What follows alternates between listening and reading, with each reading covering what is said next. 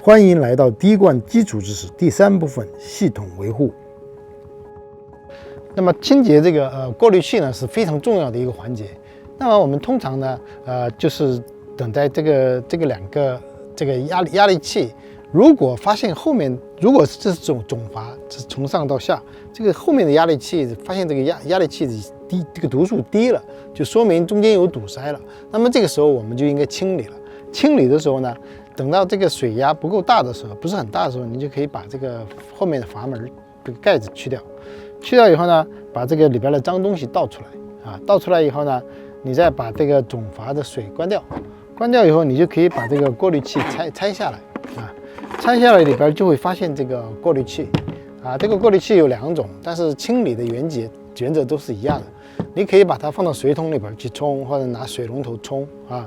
让你手指头把它里边的脏东西拿出来，记住要用柔软的牙刷啊，千万不要用这个钢刷子，钢刷子会把这个屏幕给这个过滤器给戳破啊。那等到你确保清洗它以后呢，你就再把它装回去，再把这个装回去啊。装回去以后呢，你一定要记得上紧啊，每个部门每个一定要上得非常紧啊。上紧以后呢，你再检查有没有漏洞啊，有没有漏洞，再开水，然后这个清洗就结束了。定期冲洗滴管有利于清洁沉淀物，并延长其使用寿命。安装自动冲洗盖或使用易于打开与关闭滴线的方法来进行冲洗。打开管道需冲洗底部，让水从系统流入管道中，冲掉沉淀物和碎片。冲洗完成后，关闭管道的末端。定期巡视田地，检查漏水，注意检查水坑和泥泞处。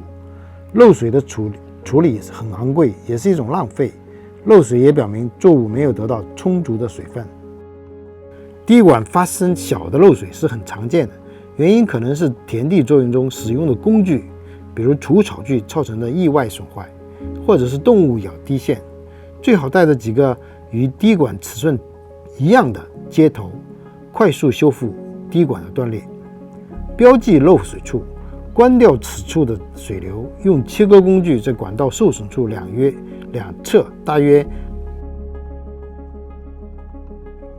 半寸到1英寸的地方切一个平整的正方形的切割面，切割这一小部分受损处，用接头将2侧重新牢固的连接起来，尺寸要准确。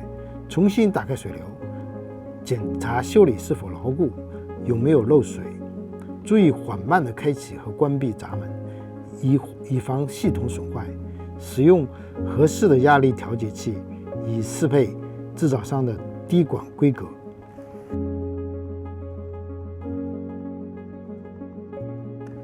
这些简单的维护措施有助于确保滴灌系统正常运行，延长组件的使用寿命。更多的资源请查看视频中的连接。种植快乐。希望这些视频对大家有了解滴灌有所帮助。有关设计、安装及系统维护，请参见第1部分和第2部分。感谢我们的社区合作伙伴以及美国农业部合作伙伴关系和公众参与办公室 OPPE 为本视频制作以及相关参考资料提供的资金支持。该系列视频有英语、伊洛嘎语、汉语和泰语版本。更多有用的资源，请查看视频中的连接。